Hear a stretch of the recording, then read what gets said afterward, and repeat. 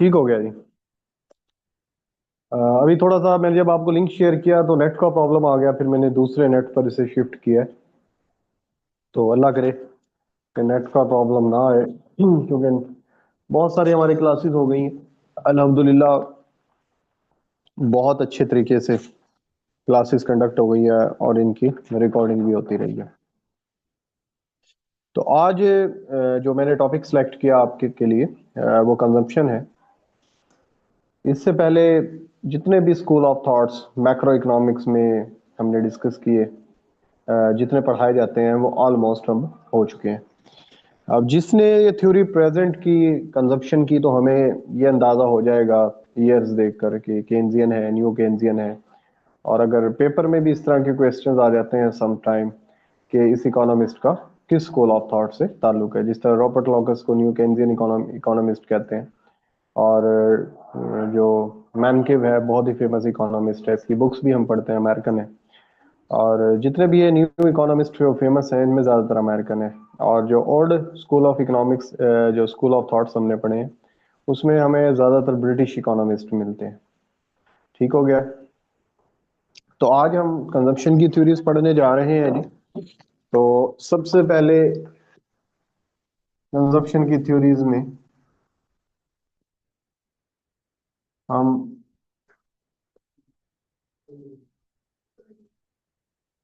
एक मिनट ये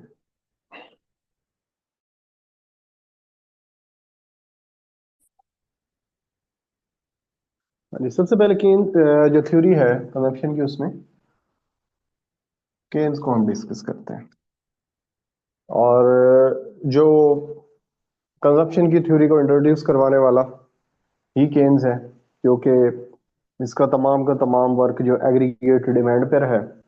और जो कंजप्शन है वो एग्रीगेट डिमांड का बहुत इंपॉर्टेंट पार्ट है। जैसे हम सर्कुलर इनकम फ्लो में भी फाइंड आउट करते हैं कि जो नेशनल इनकम होती है उसका 70% जो पार्ट होता है एग्रीगेट डिमांड की सूरत में, वो सिर्फ और सिर्फ कंजप्शन का ही शेयर है। और ये एग्रीगेट डिमांड का मोस्ट स्टेबल पार्ट है। ठीक हो गया। स्टेबल इस सेंस में अकॉर्डिंग टू केन्स के जो डिप्रेशन आती हैं, रिसेशन आती हैं, वो इन इस फैक्टर की वजह से नहीं होती। ये तो एक स्टेबल फंक्शन है, वो एग्रीगेट का जो डिमांड का फंक्शन है, इन्वेस्टमेंट जिसे वो वॉलेटाइल कहता है, उसकी वजह से आती है। तो केन्स ने क्या किया कि क्रॉस सेक्शनल डाटा लिया मुख्तलिफ इनकम ब्रैकेट्स का, और उसमें इसने देखा कि कंजप्शन और इनकम का आपस में क्या ताल्लुक होता है। ठीक हो गया। और जो इसने इनकम चूज की वो डिस्पोजेबल इनकम है। और जो ये मॉडल था वो शॉर्ट रन मॉडल। इसको कंजप्शन मॉडल इसने पेश किया, इसको psychological law of consumption consumption theory भी कहते हैं। और इसको एब्सोल्यूट इनकम हाइपोथेसिस भी कहते हैं।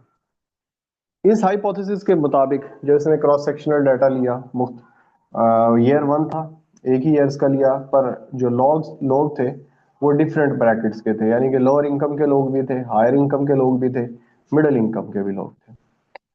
अब जो इसने कंक्लूजन की वो कंक्लूजन क्या थी कि इनकम में एब्सोल्यूट इनकम में और कंजप्शन के दरमियान पॉजिटिव रिलेशनशिप आएगा। जैसे जैसे इनकम इंक्रीज होगी, एज सच इनकम इंक्रीज होगी, आपकी कंजप्शन भी इंक्रीज होगी। बट जो रिलेशन होगा वो नॉन प्रोपोर्शनल होगा। नॉन प्रोपोर्शनल का मतलब ये है कि इनकम में और जो कंजप्शन के अंदर जो इजाफा होगा वो सेम रेशो से नहीं होगा। और साथ कि जैसे जैसे आपकी इनकम इंक्रीज होगी, जो कंजप्शन में चेंजिंग आएगी वो कम होगी, और जो सेविंग में चेंजिंग आएगी वो ज्यादा होगी। यानी कंजप्शन इंक्रीज तो हो रही होगी बट डिक्रीजिंग रेट के साथ, और साथ कंजप्शन भी और जो सेविंग है वो इंक्रीज हो रही होगी इंक्रीजिंग रेट के साथ, जैसे जैसे आप लोअर इनकम से हायर इनकम ब्रैकेट के अंदर जाएंगे। और इसका इम्पैक्ट क्या आएगा? इसका इम्पैक्ट ये आएगा कि इनकम के इंक्रीज होने के साथ साथ आपका एमपीसी भी डिक्लाइन होगा और एपीसी भी डिक्लाइन होगा। नॉर्मली हम जो बुक्स में पढ़ते हैं तो वहां पर जो कंजप्शन का फंक्शन है वो लीनियर दिया होता है, जिस तरह C is equal to a plus b Y, और बी की वैल्यू इस पर करें मैं 0.8 वाई ले लूं, तो यहाँ पर ये एमपीसी स्टेबल ही रहता है। ठीक है। पर जो ओरिजिनली जो इसका फंक्शन था वो भी मैं आपको बता के दिखाऊंगा, बनाकर दिखाऊंगा, वो नॉन लीनियर टाइप। और ये कहता है कि जैसे जैसे लोगों की इनकम इंक्रीज होती है, कंजप्शन इंक्रीज होती है बट डिक्रीजिंग रेट के साथ, सेविंग इंक्रीज होती है इंक्रीजिंग रेट के साथ, और इनकम के इंक्रीज होने के साथ आपका एमपीसी डाउन होता चला जाता है और एपीसी भी डिक्रीज होता है। बट आपका हमेशा जो एपीसी है वो एमपीसी से क्या होगा? ग्रेटर होगा। ये सारे का सारा जो इसकी एब्सोल्यूट इनकम हाइपोथेसिस है, हाइपोथेसिस थ्योरी है, ये इसका कंक्लूजन है जो कि एमसीक्यूज पॉइंट ऑफ व्यू से इंपॉर्टेंट है। रिकॉर्डिंग मैंने लगाई, रिकॉर्डिंग हो रही है? हाँ जी हो रही है रिकॉर्डिंग। ये थ्योरी बेसिक थ्योरी है, और अगर ये थ्योरी आपको समझ आती है तो next जो हम थ्योरीज पढ़ेंगे इंशाल्लाह आपको समझ आएंगे। 45 की इक्वलिटी लाइन है, ये शो करेगी कि इस पॉइंट के ऊपर यहाँ पर डिफरेंट इनकम ब्रैकेट्स के लोग इसमें करें, हम ले लेते हैं 90, 39, 90, 36 1 ईयर का डाटा है। तो यहाँ पर कंजप्शन, लोअर इनकम ब्रैकेट लोग थोड़े से higher income bracket, higher income bracket, ये हायर इनकम। और जब इसने कंजप्शन कर्व इनका ड्रॉ किया तो कंजप्शन कर्व की शेप कुछ ऐसे थी। तो देखें लीनियर नहीं है, जैसे जैसे हम आगे मूव हो रहे हैं एमपीसी इसका डिक्लाइन कर रहा है, यानी कि यहाँ पर एमपीसी ग्रेटर है और यहाँ फ्लैटर हो गया बिल्कुल। यहाँ पर एमपीसी यानी कि जो स्लोप है वो बिल्कुल कम हो गई और यहाँ पर ये स्लोप से आता है। वो कहता है जो लोअर इनकम लोग होते हैं, ये बात, यहाँ पर इनकी कंजप्शन ज्यादा होती है और इनकम क्या है इनकी? इनकम कम, यानी कि ये लोग डिसेबल, उधार लेकर गुजारा कर रहे हो। जैसे जैसे इनकम इंक्रीज हो रही है कंजप्शन भी इंक्रीज हो रही है, पर उस रेशियो से नहीं हो रही जिस रेशियो के साथ इनकम इंक्रीज हो रही है। उसका प्रूफ अभी मैं ब्लू लाइन ड्रॉ करूंगा, उससे हमें पता चलेगा। ये एक पॉइंट ऐसा आ गया जहां पर इनकम और कंजप्शन इक्वल है, it's called break even point. और यहाँ पर हम अगर आ जाएं तो यहाँ ये वो रीजन है जहां पर कंजप्शन कम है और इनकम क्या है? ज्यादा है। तो ये तो हमें नजर आ रहा है कि जो एमपीसी है वो डिक्लाइन होता जा रहा है, इनकम इंक्रीज हो रही है, एमपीसी डिक्लाइन हो रहा है। अगर एपीसी फाइंड आउट करना हो तो ओरिजिन से हम लाइन निकालते हैं। अच्छा, जो 45 की लाइन होती है ना, इसका स्लोप 1 के इक्वल होता है हमेशा। ठीक है, क्योंकि इसका कोई भी पॉइंट ले लें, इसमें जो राइज ओवर रन की वैल्यू हमेशा सेम आएगी। जब वैल्यू सेम है तो इट मींस 45 जो लाइन होगी उसका स्लोप 1 होगा। जो लाइन इससे ऊपर होगी उसका स्लोप ग्रेटर देन 1 होगा, जो लाइन इससे नीचे होगी उसका लेस देन 1 होगा। अब मैं यहाँ पे एपीसी मालूम करना चाहता हूँ, तो ये मुझे इस तरह की डॉटेड लाइन में ओरिजिन से ड्रॉ करूंगा। इस पर ड्रॉ करूंगा तो यहाँ पर इस पर एपीसी इक्वल टू 1 है, यहाँ पर एपीसी ग्रेटर देन 1 है। अब ये नीचे से लाइन आ रही है ओरिजिन, अब आप ये देखेंगे हर अगली लाइन पहली लाइन से क्या है? नीचे। तो एपीसी क्या होता जा रहा है? डिक्लाइन होता जा रहा है। पर एपीसी कितना भी डिक्लाइन हो जाए, ये देखिए यहाँ पर ये जो है कर्व एमपीसी फ्लैटर है और ये स्टीपर, यानी कि एपीसी का स्लोप ग्रेटर है और एमपीसी का स्लोप क्या है? तो ये यही बात बता रहा है कि जो इन द शॉर्ट रन का क्रॉस सेक्शनल डाटा लिया है इसने। एब्सोल्यूट इनकम हाइपोथेसिस ने कहा कि जो आपकी कंजम्पशन है वो इनकम के ऊपर डिपेंड करती है। इनकम में और कंजम्पशन में नॉन प्रोपोर्शनल रिलेशनशिप होता है। इनकम के इंक्रीज होने के साथ साथ एमपीसी आपका डिक्लाइन होता चला जाता है और एपीसी भी डिक्लाइन होता है। जो रिच लोग होते हैं, हायर इनकम ब्रैकेट वाले लोग होते हैं, उनका एमपीसी भी डाउन होता है, एपीसी भी डाउन होता है। बट एपीसी हमेशा एमपीसी से ग्रेटर होता है। तो इसमें आपने याद क्या करना है, ये क्रॉस सेक्शनल डाटा के ऊपर रिसर्च की गई, शॉर्ट रन का मॉडल है। इनकम में और एपीसी के अंदर नेगेटिव रिलेशनशिप होगा, इनकम इंक्रीज होने से एपीसी डिक्रीज होगा, बट एपीसी एमपीसी से बड़ा होता है। ये इसमें आपने ये चीजें याद रखनी। अच्छा, इस चीज को प्रूव करने के लिए ना, जैसे ही केन्स की रिसर्च हुई, केन्स की तो डेथ हो गई। उसके बाद 1950 में ना साइमन कुजनेट, एक इकोनॉमिस्ट था, साइमन कुजनेट, इसने डाटा लिया 1869 टू 1938 और ये डाटा लिया और एस्टिमेशन की इसने। डाटा क्या लिया, वही कंजप्शन का और इनकम का। इसने ये प्रूव किया कि जो एमपीसी है ना 0.89 0.86 और एमपीसी और एपीसी आपस में ना इक्वल होते हैं। इट मींस केन्स की थ्योरी गलत हो गई। फिर इसने खुद ही क्रॉस सेक्शनल डाटा के ऊपर भी, जब क्रॉस सेक्शनल डाटा के ऊपर रिसर्च की इसने, तो इसको पता चला कि जो केन्स की थ्योरी है वो बिल्कुल ठीक है। इनकम में और कंजप्शन के अंदर नॉन इनकम के इंक्रीज होने के साथ साथ इनकम के इंक्रीज होने के साथ साथ कंजप्शन इंक्रीज होती है, मगर सेम प्रोपोर्शन के साथ वो इंक्रीज नहीं होती। तो फिर क्या हुआ जी, फिर इसने इसकी जस्टिफिकेशन दी। इसने कहा कि अगर आप शॉर्ट रन में जाएंगे, शॉर्ट रन से ही लॉन्ग रन ड्राइव होगा। 45 की इसने लाइन ड्रा की, 45 एंगल की। इसने जो long run consumption function draw किया वो था सी एल इजिकल टू 0.08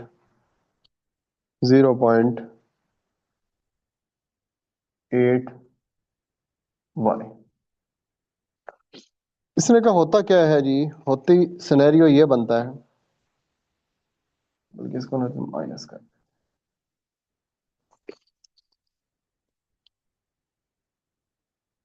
तो कहता है at cross sectional data very lower stage के ऊपर, ये हमारा कंजप्शन फंक्शन है। Consumption short run consumption function, और ये इनकम है, ये ये इनकम है, ये कंजम्पशन है, ब्रेक इवन पॉइंट है। इनकम इंक्रीज हो गई। इनकम इंक्रीज होने की वजह से सिर्फ और सिर्फ ये कंज्यूम हो रहा है, बाकी ये सारे का सारा क्या हो रहा है, सेव हो रहा है। तो कहता है शॉर्ट रन में तो ये सिनेरियो ठीक। जब ये सारी की सारी इनकम सेम होती रहेगी तो जो कंज्यूमर है इसकी वेल्थ के अंदर इजाफा होता है। वो वेल्थ कहीं ना कहीं इन्वेस्ट होगी नॉन ह्यूमन कैपिटल के अंदर। फिजिकल भी हो सकता है, फाइनेंशियल भी होता है। वो कोई मकान खरीदेगा, वो कोई जमीन खरीदेगा, वो कोई प्लॉट खरीदेगा, तो इन द फ्यूचर उसकी इनकम में क्या होगा, इजाफा होगा। जब उसकी इनकम में इजाफा होगा तो जो शॉर्ट रन कंजप्शन फंक्शन है ये ऊपर की तरफ shift हो जाएगा। अब ये फिर ब्रेक इवन पॉइंट के ऊपर आ गया सपोज। अब उसको दूसरी इनकम भी आनी शुरू हो गई, उसके इनकम में इजाफा हुआ y3। अब फिर शॉर्ट रन के अंदर कंजप्शन थोड़ी है और इनकम क्या है, ज्यादा है। फिर वही सिनेरियो हुआ, फिर ये कंजप्शन फंक्शन एस और C F short run consumption function, ये ये 1 था, ये 2 था, ये 3 हो गया। फिर इनकम क्या हो गई, Y4, फिर वही सिनेरियो हुआ। अब ये पॉइंट्स हमारे पास आते चले यार, तो कहता है जब इन पॉइंट्स को आपस में आप मिलाएंगे तो आपके पास लॉन्ग रन का कंजप्शन फंक्शन आएगा जो कि 1 से थोड़ा नीचे है, और जो इसकी स्लोप है वो 0.86 या 0.8 होगी। यहाँ पर आपका जो एमपीसी है और APC in the long run आपस में इक्वल होगा, क्योंकि जहाँ पर भी इसकी स्लोप ड्रा कर लें और आप ओरिजिन से लाइन निकालें तो वो आपस में क्या होगी, इक्वल होगी। तो साइमन कुर्जनेट ने एक तो ये प्रूव किया कि जो शॉर्ट रन अगर क्रॉस सेक्शनल डाटा लेंगे तो जो कंजप्शन फंक्शन है उसका इंटरसेप्ट भी होगा और स्लोप भी होगा, और रिलेशनशिप सेम वही होगा जो केन्स ने बात की। ठीक है। और अगर लॉन्ग रन का आपके पास डाटा है तो लॉन्ग रन के अंदर सिचुएशन ये होगी जो इसने बनाकर दिखाई है टाइम सीरीज डाटे में, कि शॉर्ट रन में जब लोगों की इनकम इंक्रीज होती है तो वो कंज्यूम कम करते हैं, सेव करते हैं, और फिर जब उस सेविंग से इनकम आनी शुरू होती है तो उनका कंजम्पशन फंक्शन ऊपर की तरफ शिफ्ट हो जाता है। तो Simon Kuznets contribution reconciliation between short run and long run, इसने रिकंसिलेशन की short run and long run के अंदर। इसने डाटा लिया 68 से 1938, ये मैंने आपको बता दिया, और इसने कंजप्शन एक्सपेंडिचर का जो एपीसी एमपीसी इक्वल प्रूव किया। In the long run MPC and APC same as income increase, Kuznets short run consumption curve is non proportional but some factor shift upward it, कि non proportional तो होता है पर कुछ factor इसको upward shift कर देते हैं। उसमें increase in wealth, population living in rural area, जो लोग रूरल एरिया में रह रहे होते हैं स्टार्ट में, उनकी जब इनकम इंक्रीज होती है तो उनका लिविंग स्टैंडर्ड बड़ा बिलो होता है, तो वो क्या करते हैं, होल्डिंग परचेज करते रहते हैं, लैंड परचेज करते रहते हैं। तो उनकी आने वाली जनरेशन क्या करती है, जब इनकम ज्यादा होती है तो वो शहरों में शिफ्ट होती हैं और उनका कंजप्शन इंक्रीज होता चला जाता है। Increase in percentage of old people, जैसे जैसे percentage of old people increase होती चली जाएगी, उनकी इनकम तो इंक्रीज हो रही है 40-50 एक्सपीरियंस के साथ साथ, ट्रेनिंग के साथ साथ, बट उनकी कंजप्शन इतनी नहीं है, तो फिर सेविंग होती रहती है। सेविंग होने की वजह से क्या रिजल्ट्स निकलते हैं कि फ्यूचर की इनकम इंक्रीज हो जाती है फ्यूचर जनरेशन के लिए, और ये कंजप्शन फंक्शन अपवर्ड शिफ्ट होते रहते हैं। तो ये रिजल्ट निकलता है जो कुजनेट ने निकाला, केन्स की थ्योरी को उसने रिकॉन्साइल किया है, रिकॉन्सिलेशन की है दरमियान between short run consumption function and long run consumption function. तो हमने यहाँ क्या प्रूव किया कि जो लॉन्ग रन है उसमें एमपीसी और एपीसी हमेशा आपस में इक्वल होते हैं, बट जो है शॉर्ट रन में एपीसी लेस ग्रेटर होता है और एमपीसी स्मॉल होता है, जैसा कि केन्स ने प्रूव किया। उसके बाद आ जाता है एक अमेरिकन इकोनॉमिस्ट है डजनबेरी।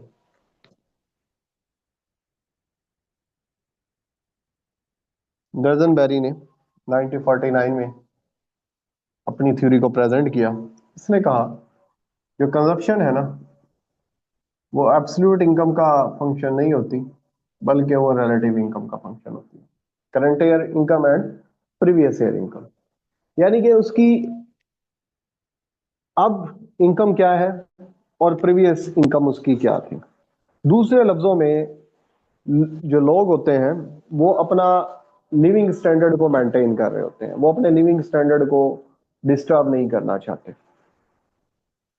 वो कहता है सिर्फ और सिर्फ जो कंजप्शन है ना वो आपकी एब्सोल्यूट इनकम का फंक्शन नहीं होती, बल्कि आप लोकेलिटीज कहाँ आप रह रहे हैं, आप रूरल एरिया में रह रहे हैं या पॉश एरिया में रह रहे हैं, आपके रिलेटिव्स कैसे हैं, आपका उठना बैठना किन लोगों के अंदर है, उसके ऊपर भी आपकी कंजप्शन डिपेंड करती है। तो इसमें दो इंपॉर्टेंट उसने एक्सपेक्ट डिस्कस किए हैं, एक को हम डेमोन्स्ट्रेशन इफेक्ट कहते हैं, एक को हम रैचेट इफेक्ट कहते हैं, जो पेपर में और इंटरव्यू में पूछा जाता है। जो डेमोन्स्ट्रेशन इफेक्ट है वो ये कहता है कि ये लॉन्ग रन इफेक्ट होता है, और इसने भी अब जितनी भी आगे थ्योरीज आएंगी वो लॉन्ग रन और शॉर्ट रन को जिस तरह साइमन कुजनेट ने अलग अलग किया है वो मुख्तलिफ मेथड से उसको अलग करेंगे और ये बताएंगे कि जो शॉर्ट रन के अंदर वाकई ही जो केन्स की थ्योरी है वो वैलिड है। बट अगर आप क्रॉस लॉन्ग रन थ्योरीज को लॉन्ग रन में एस्टिमेशन करेंगे तो फिर रिजल्ट वही निकलेंगे जो साइमन कुजनेट ने निकाले। अच्छा, वो कहता है कि जब इनकम इंक्रीज होती है ना तो लोग अपनी क्योंकि अपर ब्रैकेट में जाना चाहते हैं और अपना लिविंग स्टैंडर्ड को मेंटेन करना चाहते हैं और जैसे ही उनकी इनकम इंक्रीज होती है तो वो जो लॉन्ग रन कंजप्शन फंक्शन जिसमें एपीसी और एमपीसी इक्वल होता है उसके ऊपर मूव करते हैं। अगर लोगों की इनकम डिक्रीज हो जाती है तो वो उस हिसाब से अपनी कंजप्शन को डिक्रीज नहीं करते जितनी उनकी इनकम डिक्रीज हुई है, क्योंकि वो अपना लिविंग स्टैंडर्ड मेंटेन करना चाहते हैं, अपने रिश्तेदारों में रखना चाहते हैं, तो वो रेजिस्ट करते हैं। तो जो इनकम डिक्रीज होने की वजह से अपनी कंजप्शन को वो उतना डिक्रीज नहीं करते तो इसको वो रैचर्ड इफेक्ट का नाम देता है। देखते हैं जी, जो कंजप्शन है, consumption is a function of relative income and consumption is a function of relative income, localities कहाँ वो रह रहा है, उसके relative एंड एरिया, बहुत सारी चीजों पर वो डिपेंड करता है। वो कहता है जी ये आपके 45 की लाइन है जो ये डिसाइड करती है और ये हमारा long run consumption function C is equal to C और ये हमारी रिलेटिव नॉट एब्सोल्यूट इनकम। कहता है सपोज दैट हम इस पॉइंट के ऊपर हैं, ये मेरी इनकम है और मैं ये कंज्यूम कर रहा हूँ। इनकम में इजाफा हुआ y1 से y2 के ऊपर मैं चला गया, तो जब से मैंने c1 से c2 मैं मूव किस पे हुआ, जो मेरा लॉन्ग रन कंजम्पशन फंक्शन, ठीक हो गया। तो यहां से लेकर यहां तक और यहां से यहां तक इट्स कॉल्ड डेमोन्स्ट्रेशन इफेक्ट। तो वो कहता है इस पॉइंट के पर जाने के बाद होता क्या है कि इनकम उसकी ना दोबारा इधर आ जाती है। अब होना तो ये चाहिए था कि वो ए पॉइंट से इस बी पॉइंट पर गया तो उसे बी से दोबारा ए पर आना चाहिए, पर वो कहता है कि वो कंजप्शन अपनी उतनी कम नहीं करता, बल्कि वो कंजप्शन कितनी कम करता है, C2 डैश। यानी कि कंजप्शन के अंदर जो नफी वाला इफेक्ट है वो कम है और इनकम के अंदर जो नफी वाला इफेक्ट है वो ज्यादा है। तो अब वो यहां से यहां से किस पॉइंट पर आ गया, इस पॉइंट, एक ये पॉइंट आ गया, एक ये पॉइंट, इन दोनों पॉइंट्स को अगर हम मिला दें तो ये केन्स का वही शॉर्ट रन यानी कि ये जो रैचेट इफेक्ट है ये वही शॉर्ट रन फंक्शन बन गया जिसमें स्लोप भी इंटरसेप्ट भी है और जो इसकी स्लोप है और एमपीसी और एपीसी इक्वल नहीं है, बल्कि एमपीसी यहाँ पर लेस है और एपीसी क्या है, ग्रेटर। तो it's called Duesenberry theory. तो इसमें तीन चीजें हमने देखनी है। एक को हमने रिलेटिव इनकम, कैसे वो डिपेंड करता है रिलेटिव इनकम्स के ऊपर अपनी प्रीवियस इनकम के ऊपर। दूसरा, अगर उसका पॉजिटिव इम्पैक्ट आता है इनकम पर तो उसका क्या रिस्पॉन्स है, और अगर नेगेटिव आ रहा है तो उसका क्या इफेक्ट। थर्ड वन है जी थ्योरी मोनेटारिस्ट की, फ्रेडमैन। मोनेटारी स्कूल ऑफ थॉट्स को हम पढ़ चुके हैं। इसकी जो थ्योरी है परमानेंट इनकम हाइपोथेसिस है। परमानेंट परमानेंट इनकम हाइपोथेसिस, ये थ्योरी एक्सप्लेन की गई 1957 में और इसको नौ इसको प्रेजेंट किसने किया, मेल्टन फ्रेडमैन। और 1976 में इसको क्या किया गया था, नोबेल प्राइज भी दिया गया। इसने क्या कहा कि जो कंजप्शन है ना वो परमानेंट इनकम के ऊपर डिपेंड करती है। Consumption is a function of permanent income. अब ये परमानेंट इनकम क्या है जी? Permanent income which consumer hope to get और या estimate to get in the coming year या इन द होल लाइफ। ये वो इनकम है जो कंज्यूमर एक्सपेक्ट करता है कि फ्यूचर में ये इनकम वो गेट करेगा कहीं ना कहीं से, और जितने भी सोर्स से वो गेट करेगा उसके ऊपर वो अपनी कंजप्शन को प्लान करता है। जैसे कि हम देखते हैं कि जो गवर्नमेंट एम्प्लॉय हैं ये बहुत सारी चीज़ें अपनी रिटायरमेंट के ऊपर प्लान कर रहे होते हैं। रिटायरमेंट भी इनका एक एसेट्स है ना, कि ग्रेजुएटी मिलनी है, पेंशन मिलनी है। इसीलिए इसी तरीके से कुछ लोगों ने इंश्योरेंस करवाई होती है। उनको पता होता है कि 10 साल बाद हमें हमारी जो इंश्योरेंस है ना वो मैच्योर हो जानी है। और कुछ लोगों की बॉन्ड्स खरीदे हुए हैं, कुछ लोगों ने सिक्योरिटीज खरीदी होती हैं, तो वहां से भी इनकम आ रही होती है। अच्छा, कुछ लोगों को पता है कि वो अपना लिविंग स्टैंडर्ड इस वजह से, अपनी कंजप्शन इस वजह से प्लान कर लेते हैं कि अभी मैं जॉब में आया हूँ और मुझे वक्त के गुजरने के साथ साथ मेरी स्किल्स भी बढ़ती चली जाएंगी, और वक्त के गुजरने के साथ साथ मेरी वो भी बढ़ती चली जाएंगी, एक्सपीरियंस भी बढ़ता जाएगा, ट्रेनिंग भी बढ़ती चली जाएंगी, तो मेरी इनकम में इजाफा होना है, जो लेबर इनकम में मेरे इजाफा होना है। तो उस बेस के ऊपर वो अपनी जो कंजप्शन है वो एस्टिमेट कर लेते हैं। अच्छा, अब जो ये है फ्रेडमैन, ये इनकम को, जो ग्रॉस इनकम है, जो टोटल इनकम है, उसको मैयर्ड इनकम का नाम देता है। और मैयर्ड इनकम को दो पार्ट्स में डिवाइड करता है। एक को कहता है परमानेंट इनकम। परमानेंट इनकम को हम डिटेल से करेंगे। एक होती है ट्रांजिटरी इनकम। ट्रांजिटरी इनकम होती है बाई चांस इनकम, ऐसी इनकम जो आप प्लान नहीं कर रहे थे, अनएक्सपेक्टेड मिल गई, बोनस मिल गया, या आपने कोई प्लॉट खरीदा हुआ था, आप एक्सपेक्ट कर रहे थे कि ये मैंने 10 लाख का खरीदा है तो ये 2 लाख का सेल हो जाएगा, पर हुआ क्या कि वहां से कोई शॉपिंग मॉल बन गया नजदीक, और आपका जो प्लॉट है वो 30 लाख का हो गया, 10 लाख वाला। तो ये एबनॉर्मल है। या आपकी लॉटरी निकल आती है, या आपका कोई बॉन्ड निकल आता है।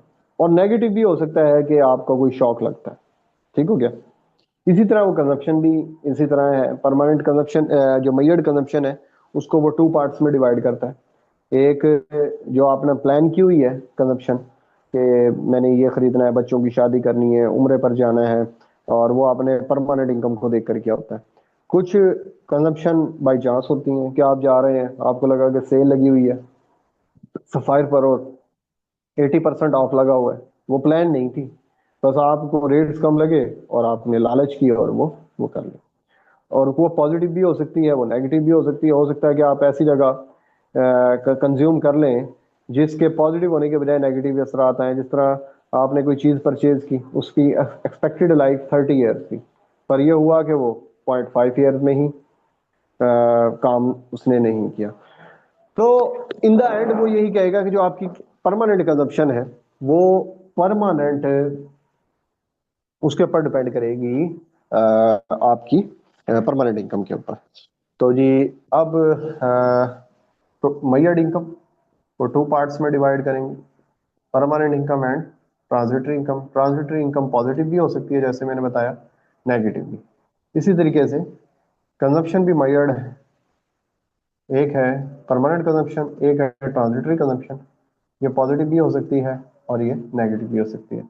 असल में हमने फोकस किस पे करना है? परमानेंट कंजम्पशन के ऊपर और परमानेंट इनकम के ऊपर। ये ट्रांजिटरी इनकम और ट्रांजिटरी कंजम्पशन, इसको हम निगलेक्ट करेंगे assumptions के जरिए, वो भी हम देखेंगे। अब वो कहता है कि जो ये परमानेंट इनकम है, ये परमानेंट इनकम कहाँ से आती है जी?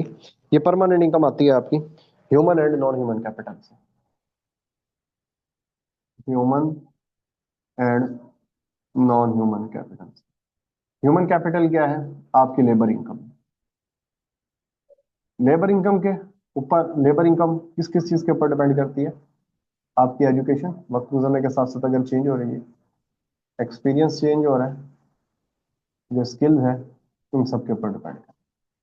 नॉन ह्यूमन कैपिटल इनकम दो तरह के होंगे, तीन तरह के बल्कि हम इसमें लेते हैं। एक है फिजिकल कैपिटल, आपने कोई जमीन खरीदी हुई है, आपने कोई शेयर्स खरीदे, कोई कारोबार में शेयर है आपका, इसका सारा फिजिकल। नॉन फिजिकल या फाइनेंशियल कैपिटल्स, बॉन्ड्स खरीदे हुए हैं आपने, और ड्यूरेबल गुड्स फॉर कंजप्शन, जिस तरह गाड़ी वगैरह। ठीक हो गया। तो ये भी आपको, जिस तरह गाड़ी आपने 3 लाख की खरीदी, हो सकता है कि अगले महीने वो 6 लाख की सेल हो जाए, तो ये भी आपके परमानेंट इनकम के अंदर इजाफा करती है, वो चीजें भी आपकी कंजम्पशन के अंदर आ जाती है। तो जो ये परमानेंट इनकम है, अकॉर्डिंग टू फ्रेडमैन, आपकी जो लेबर इनकम है, और लेबर इनकम इन फैक्टर्स के ऊपर डिपेंड करती है। नॉन ह्यूमन कैपिटल इनकम, ठीक हो गया, तो ये फिजिकल कैपिटल, फाइनेंशियल कैपिटल, और जो ड्यूरेबल गुड्स है, उनके ऊपर आपकी ये जो परमानेंट इनकम है, इसके जरिए आप अपनी परमानेंट इनकम को कैलकुलेट कर सकते हैं। ठीक हो गया। ट्रांजिट इनकम का मैंने बता दिया। ठीक हो गया। अब वो कंक्लूड करने के लिए कुछ चीजें एज्यूम करता है। वही एज्यूम करता है कि हम मॉडल को सिंपल करने के लिए ये एज्यूम कर लेते हैं कि जो सी टी है और सी पी है, इनके दरमियान जीरो कोरिलेशन है। यानी कि अगर आपकी जो ये सी टी और सी पी का, इन कंजप्शन का आपस में कोई ताल्लुक नहीं है। C T and Y T, इनका भी आपस में कोई ताल्लुक नहीं है। दूसरे लफ्जों में ये क्या कह रहा है कि सी एम, जो मैयर्ड इनकम है, वो किसके बराबर होती है? परमानेंट के इनकम के बराबर। और जो मैयर्ड इनकम है, वो परमानेंट इनकम के बराबर है। यानी कि जब हमने इसको जीरो ही कर दिया, क्योंकि वो कहता है कि जितना ही आपको लॉटरी निकलती है अगले दिन, उतना ही फर्ज करें नुकसान हो जाता है, तो पॉजिटिव नेगेटिव बराबर हो जाते हैं। यानी कि जमीन से पड़े हुए 10 रुपए मिले, अगले दिन 10 रुपए गिर भी गए। ठीक हो गया। कुछ चीजें आपको सस्ती मिल गई, कुछ महंगी मिल गई सेल से। ठीक हो गया। तो ये नेगेटिव, ये कैंसिल हो गया। तो वो कहता है कि ट्रांजिटरी इनकम और ट्रांजिटरी कंजम्पशन, इनका आपस में कोई ताल्लुक नहीं है। और जो ट्रांजिटरी इनकम है और जो परमानेंट इनकम है, इनका भी आपस में कोई ताल्लुक नहीं है। यानी कि अगर आप की अचानक से इनकम बढ़ गई, यानी कि कोई लॉटरी निकल गई, आप अपनी उस बेस के ऊपर परमानेंट इनकम को नहीं इंक्रीज करेंगे। तो ये सारे एनालिसिस के बेस के ऊपर वो अपना फंक्शन ड्रॉ करता है। ये कहता है, टाइम कितना रह गया? टाइम ज्यादा हो गया। हाँ जी। वो कहता है कि सी पी इजिकल टू के वाई पी, उसने परमानेंट इनकम ना एम्पिरिकल डाटा से फाइंड आउट की। और वो कहता है कि जो परमानेंट इनकम इसने फाइंड आउट की ना, वो है $5,000, और परमानेंट कंजप्शन क्या है? 43। अब यहाँ पर ये 43 पुट किया उसने, के, और 500, जब ये के की वैल्यू फाइंड आउट की, तो ये फाइंड आउट हुई 0.86, यानी कि ये एमपीसी है। और इन the long run APC MPC same होता है। वो कहता है कि लॉन्ग रन में एपीसी एमपीसी सेम ही होता है, पर शॉर्ट रन में केन्स की बात बिल्कुल ठीक है। 45 का एंगल है, और ये लॉन्ग रन 0.86, ये पर कहते हैं हम यहाँ इस पॉइंट के ऊपर है, ये मेरी परमानेंट इनकम है और ये मेरी परमानेंट कंजप्शन है। इनकम इंक्रीज हो गई और कंजप्शन इंक्रीज हो गई। इस पॉइंट के ऊपर जो मैयर्ड इनकम है और परमानेंट इनकम, मैयर्ड इनकम और परमानेंट इनकम इक्वल है। यहाँ पर कंजप्शन परमानेंट और कंजप्शन मैयर्ड इक्वल है। ठीक हो गया। तो कहता है इस पॉइंट के ऊपर होता क्या है कि लॉटरी निकल आती है, प्लस वाई, 1 लाख की लॉटरी निकल आई, तो जो मैयर्ड इनकम है वो इंक्रीज हो गई। मैयर्ड इनकम में क्या हो गया? परमानेंट इनकम प्लस ये जो लॉटरी। अभी हमने यहाँ पर पढ़ा था कि जो ट्रांजिटरी इनकम है और परमानेंट कंजप्शन है, उनका आपस में जीरो कोरिलेशन है। इनकम तो इंक्रीज हुई है, पर अब कंज्यूमर को भी पता है कि जो ये इनकम इंक्रीज हुई है ट्रांजिटरी, ये हर महीने नहीं आनी, तो इस वजह से वो अपनी कंजप्शन को इंक्रीज नहीं करेगा। तो एक पॉइंट ये आएगा हमारे पास और एक पॉइंट ये है। इन दोनों पॉइंट्स को अगर हम मिला दें तो ये शॉर्ट रन का कंजप्शन फंक्शन बनाएगा, और जो कंजप्शन फंक्शन उसी चीज को रिप्रेजेंट कर रहा है। इधर हमारी जो मैयर्ड इनकम है वो परमानेंट इनकम से ज्यादा है। ठीक हो गया। इन द शॉर्ट रन वही एपीसी एमपीसी बराबर नहीं है, लॉन्ग रन में एपीसी और एमपीसी इक्वल होते हैं। लास्ट वन थ्योरी है जी मॉडी गिलानी की थ्योरी, उसको कहते हैं life cycle income hypothesis. Life cycle income hypothesis.